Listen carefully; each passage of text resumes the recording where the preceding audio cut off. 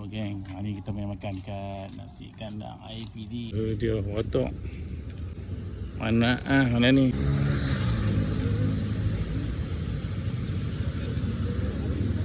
Hari ni Didi nak pergi bawa pesur ya.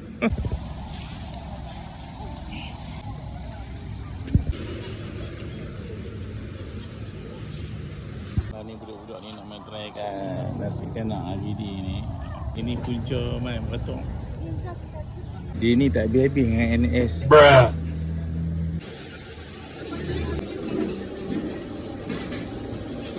Kau jemput baju ya?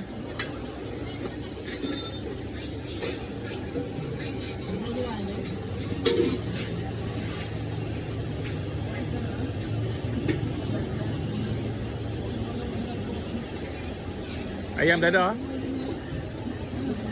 Cabai tu.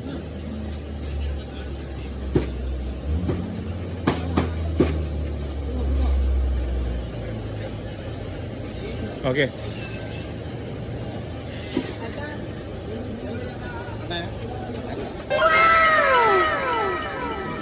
Itu dia geng.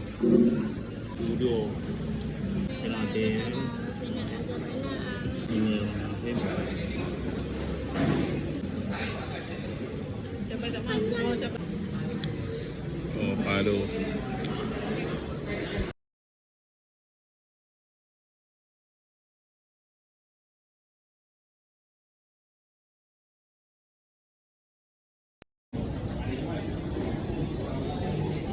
Geng, AIT murah kat sini.